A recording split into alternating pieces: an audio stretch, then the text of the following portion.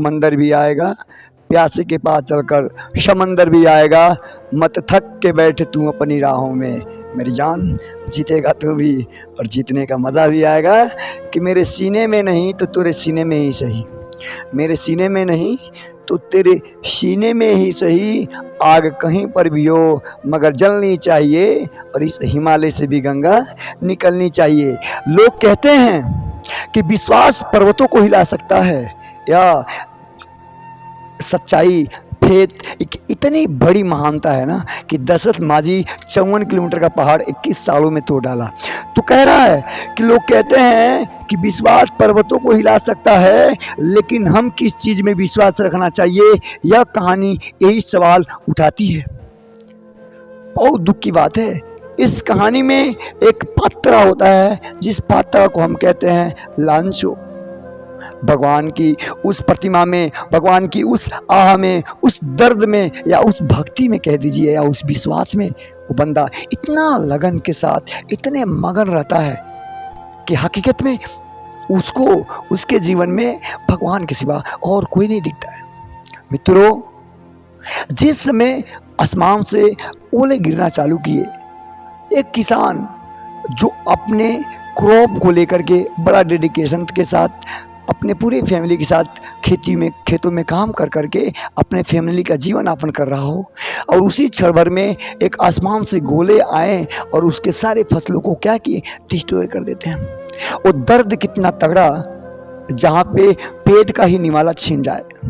मित्रों, इस कहानी की ये घटना एक गरीब किसान के मुख से अनाज या निवाला को छीनने का काम करता है, और फिर सचमुच में समुद्र में नाव भी चलता है तो एक भरोसे के साथ, जिंदगी में फेत से बड़ा कुछ नहीं है।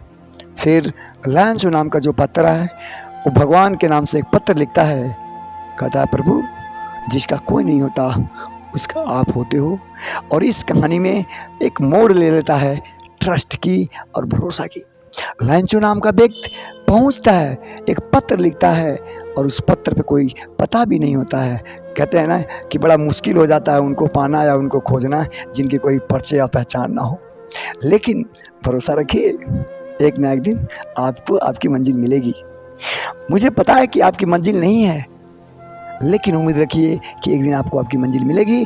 लांचो के जैसे लांचो पूरे डेडिकेशन के साथ पत्थर पे पत्थर लिखते गया, और पत्थर डाकिया के पास जैसे लेके जाता है तो सारे लोग मस्ती करते हैं, हंसी उड़ाते हैं, लेकिन लोग विचार भी करते हैं, यार हम जैसे लोग हाथ रहे हैं, वो व्यक्ति भरोसा के साथ पत्थर लिख डाला, क्या डेडिकेशन है, क्या भरोसा है इस व्यक्ति के पास। मित्रों, भरोसा कुछ भी करा सकता है।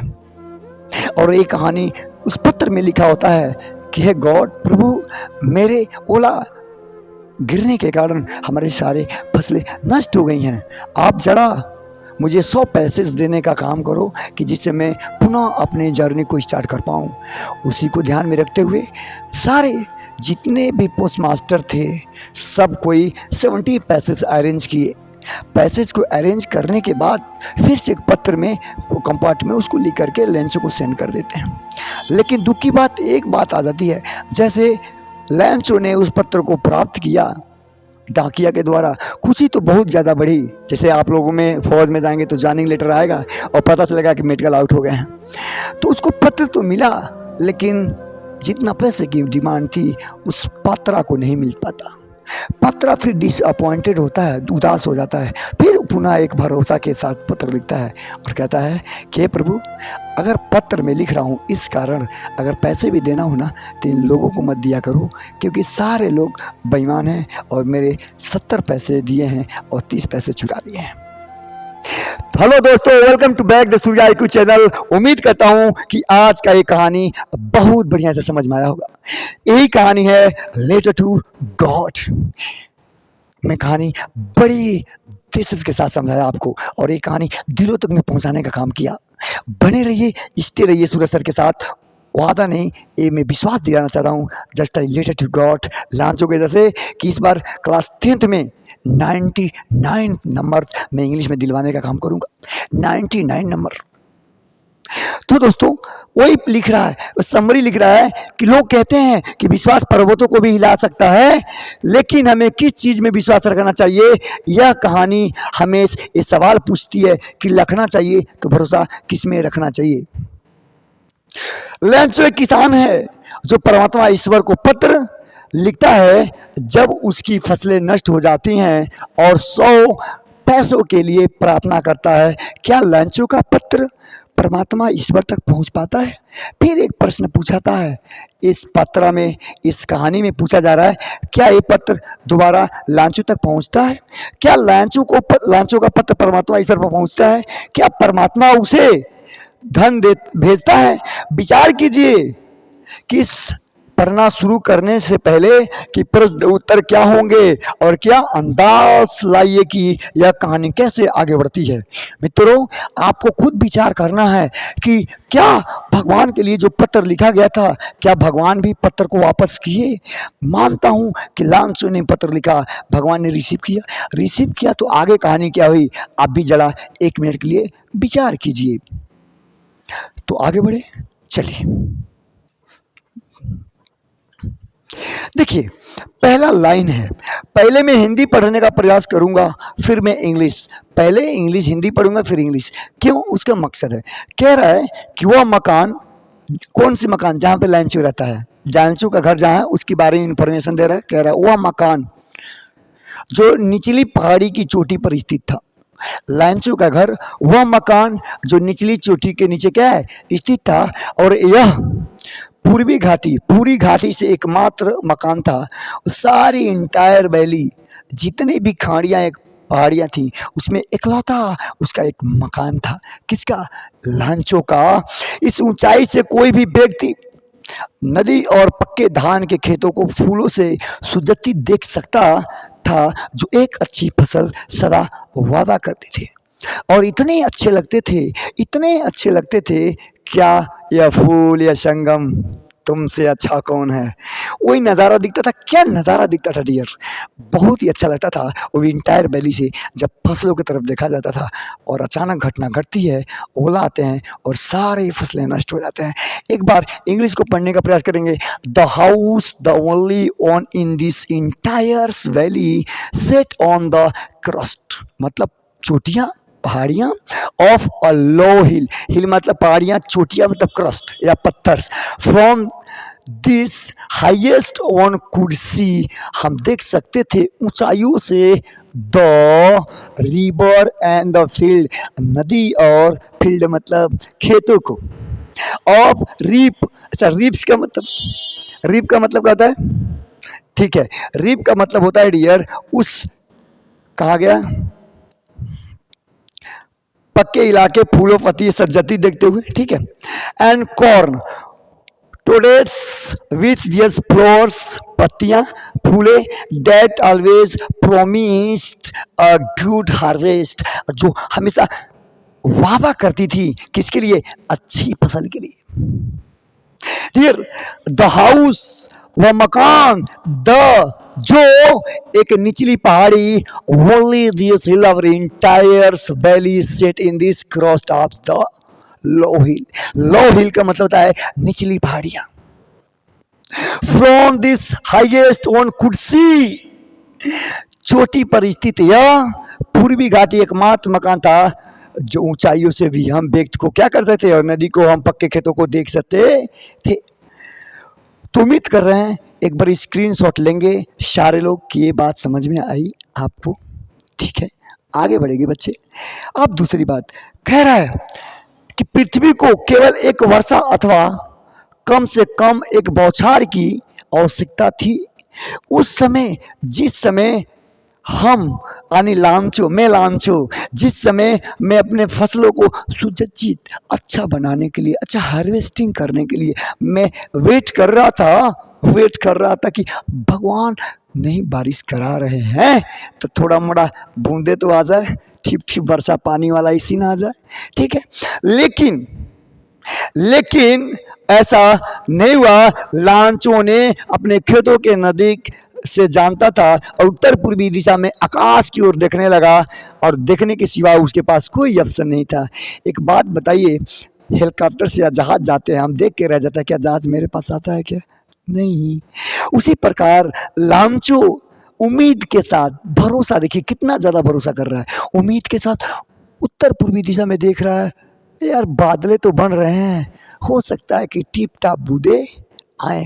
देखिए पृथ्वी को केवल एक वर्षा अथवा कम से कम एक बौछार की आवश्यकता थी। सुबह से ही लांचो जो अपने खेतों के नजदीक से जानना था, उत्तर पूर्वी दिशा में आकाश की ओर देखते रहने के लिए सिवाय और कुछ नहीं किया। पूरे दिन लांचो फोकस कर रहा था, स्टीयर कर रहा था, लुक कर रहा था, फॉरवर्ड कर रहा था, सी कर रहा था अपने खेतों के साइड में। डियर द ओनली थिंग्स, एक केवल मात्र the earth needed was a drone for, एक बूंदे यानी बौछार की जरूरत थी। और द लेटेस्ट द शॉवर्स मतलब बूंदे बांदी, बूंदा बांदी, the throat out theirs morning Lencho who, ओ लांचो जो क्या कर रहा था, नॉन दिस फील्ड, अपने खेतों को जानता है, अच्छी तरह से जानता है। Intimately had done nothing else but see the sky toward, आकाश को देखते रहा आगे की तरफ। द नॉर्थ ईस्ट, उत्तर पूर्वी दिशाओं में क्या कर रहा है लांचो बेचारा, उम्मीद के साथ, फेथ के साथ देखता रह रहा, देखता रह रहा। उम्मीद कर रहे हैं कि आपको समझ में आ रहा होगा। आगे बढ़ रहे हैं, ये रहा पेश। अब हमें वास्तव में ही कुछ पानी प्राप्त होने वाला है, महिला बोली। महिला बोल रही है कि अब हमें वास्तव में कुछ पानी प्राप्त होने वाले हैं। Now we were really going to get some water women.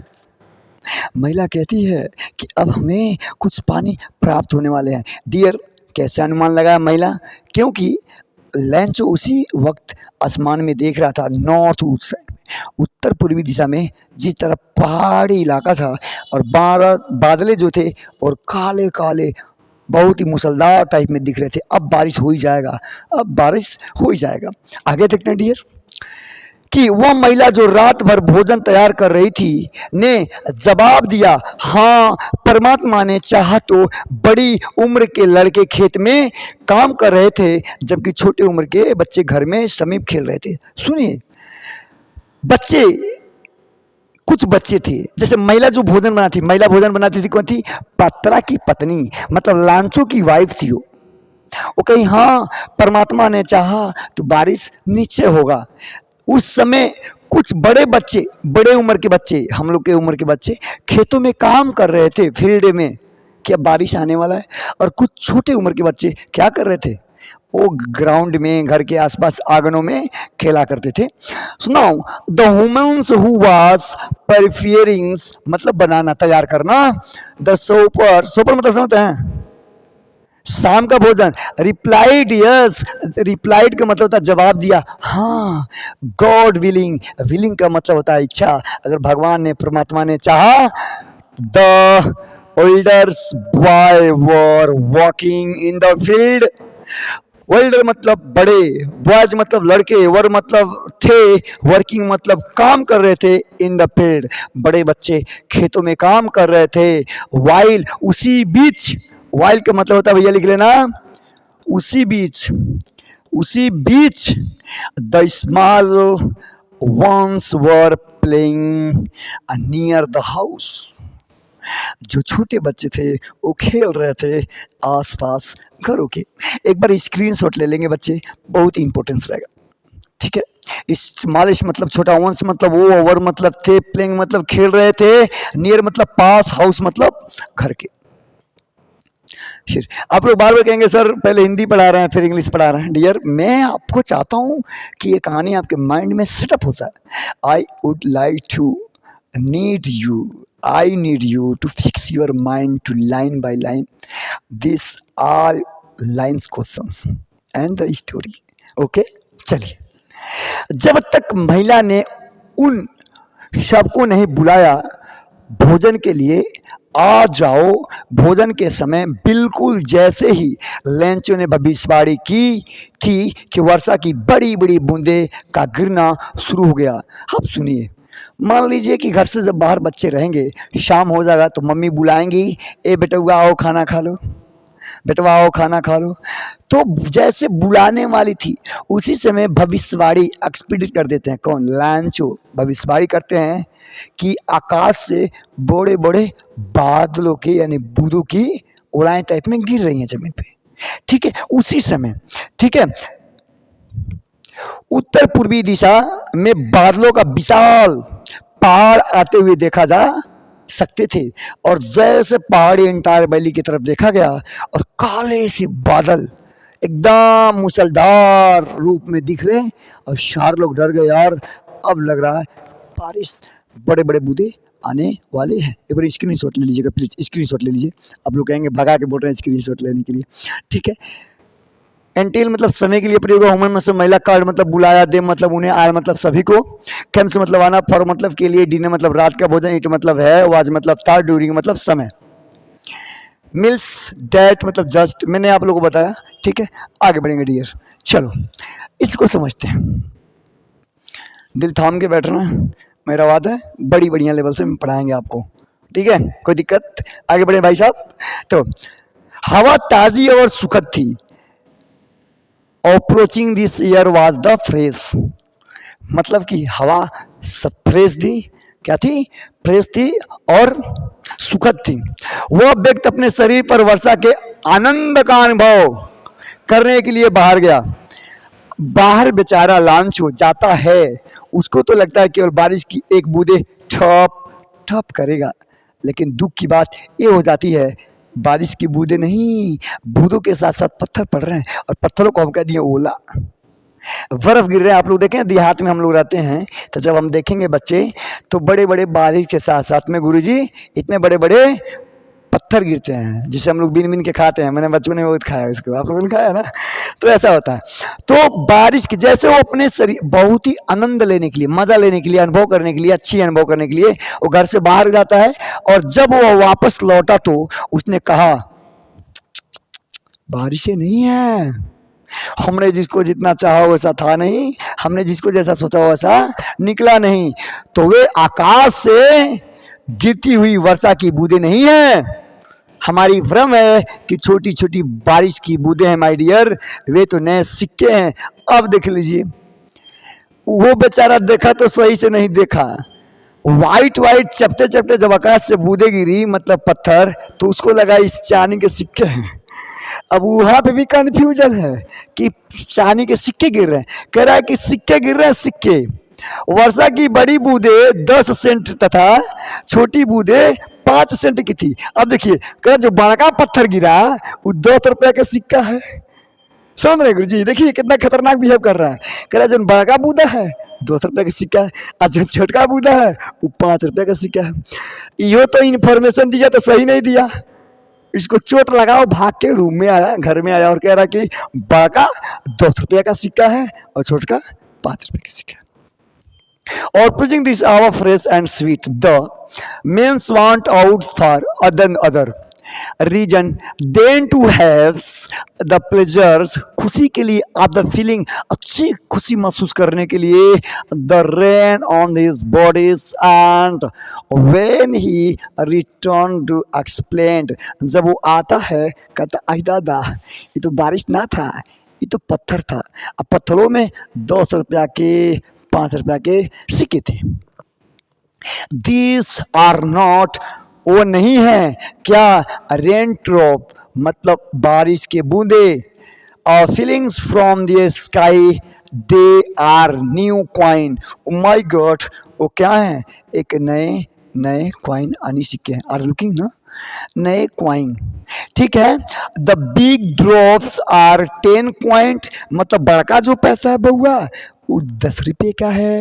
And pieces and the littles ones are 5 मतलब 5, और छोटा वाला 5 रुपये का सिक्के हैं, कौन से हैं, और बड़ा वाला 10 रुपये के सेंट है। तो एक बार स्क्रीनशॉट ले लेंगे।